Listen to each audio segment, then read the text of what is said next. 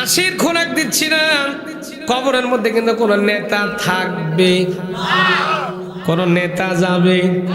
কবরে যখন চকলেটের মতো কাপড়ের মধ্যে মোড়ায় দেওয়ার পর আপনার লাশটা যখন কবরে দেওয়া হবে, আস্তে করে সবাই বলে বিসমিল্লাহি ওয়ালা মিল্লাতি মিল্লাতি। সারা জীবন রসুলের দলের বিরুদ্ধে কথা বলেছেন, দাড়িওয়ালা টুপিওয়ালা দেখলেই বলেছেন জঙ্গি, রাজাকার বলে গালি দিয়েছেন। সারা জীবন রাজাকার রাজাকার বলে গালি দিয়েছেন, জঙ্গি বলে গালি দিয়েছেন।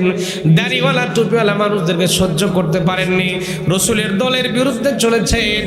মরার পরে বলতে যে রসুলের দলের মধ্যে দিয়ে গেলাম, কথা কই না বাড়ি। এখন ওই মরা পশা পশা লাশ আমার নবীর নেওয়া বুঝে খুব ঠেকা পড়ে গেছে।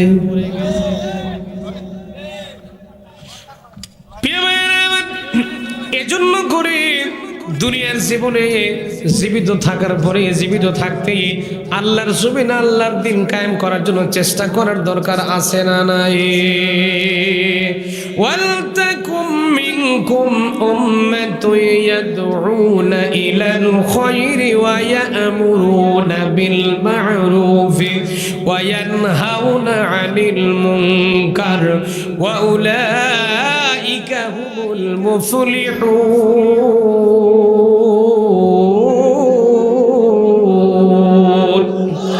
আরেকটু জোরে কোন আল্লাহু আকবার। আমার প্রিয় ভাইরা, মুমিনদের গলার আওয়াজটা হুঙ্কার দিয়ে চিল্লে কোন আল্লাহু আকবার, আল্লাহু আকবার। এখন দেখা লাগবে এই আয়াতকে বলতেছি, আয়াত বলতেছে তোমাদের মাঝে একটা দল আসবে, যে দলের লোকেরা তোমাদেরকে কল্যাণের দিকে ডাকতে থাকবে। খুব ভালো করে কথাগুলো পয়েন্ট করেন, খুব ভালো করে কথাগুলো একটু খেয়াল করা লাগবে। আল্লাহ জানাচ্ছেন তোমাদের মাঝে একটা দলের লোক আসবে যারা বলবে কল্যাণের দিকে মানুষকে ডাকতে থাকবে, ওয়ায়ামুরুনা বিল মারুফ, সৎ কাজের প্রতি আদেশ করবে আর অসৎ কাজের প্রতি নিষেধ করবে। আল্লাহ জানাচ্ছেন ওই দলের নেতা করবে যারা, তারা সফলতা লাভ করবে আর তারা আমার জান্নাতের মেহমান হয়ে যাবে। ভাইরা আমার, এবার আসেন এই আয়াতটা আপনার নেতার জীবনে, যে নেতাকে আপনি মেনে চলেন, যে নেতার নেতৃত্ব মানেন, সেই নেতার জীবনের সাথে এই আয়াতটা একটু মিল করে দেখেন তো আল্লাহর কোরআনের সাথে আপনার নেতা মিলে কিনা। যদি নেতা না মিলে তাহলে ওই নেতাকে 140 তালাক দিয়ে ইসলামী দলের নেতার অনুসরণ করার দরকার আছে।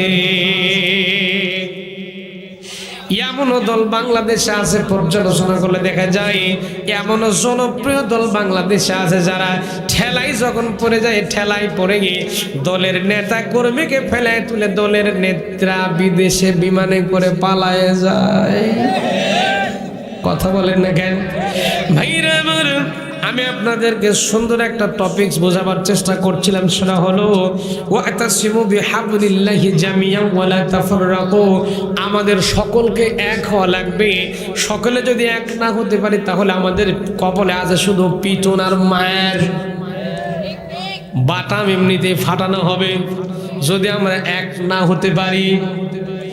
ভাইরা আমার, কেননা মুসা নবীর উম্মতেরা বনি ইসরাইলের লোক যারা ছিল তারা কিন্তু এক হয়ে চলতো না। এক না হওয়ার কারণে বিভিন্ন রকম বিভেদ হওয়ার কারণে ফেরাউন কিন্তু তাদের উপর অত্যাচার নির্যাতন স্টিম রোলার চালিয়ে দিয়েছিল।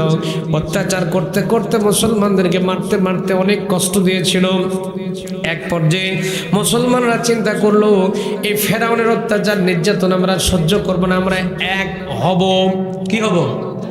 আমরা এক হব।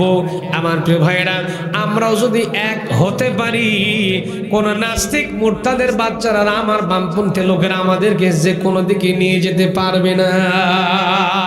এই জন্য করে আমাদেরকে সকলকে এক হওয়ার দরকার আছে না নাই?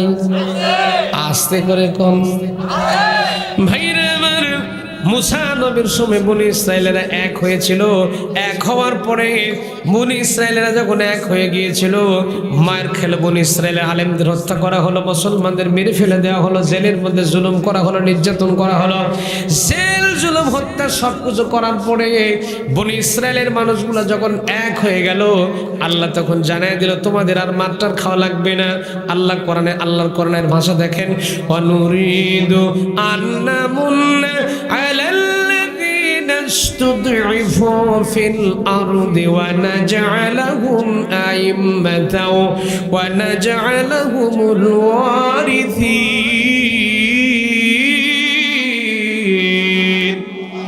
আরেকটু জোরে কোন আল্লাহু আকবার আসুক না যত বাধা যত ঝড় সাইক্লোন রাসূলের পথে মোরা চলবই এ জীবন বাজি রেখে দিনের নিশান মোরা বাংলার আকাশে উড়াবই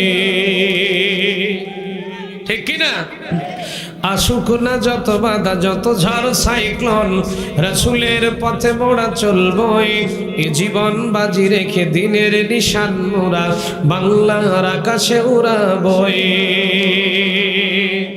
মোরা কামানের মুখোমুখি দাঁড়িয়ে মোরা কামানের মুখোমুখি দাঁড়িয়ে আল্লাহু আকবার বলবো আসুক না যত বাধা যত ঝড় সাইক্লোন রাসূলের পথে মোরা চলবই এ জীবন বাজি রেখে দিনের নিশান মোরা বাংলার আকাশে উড়াবই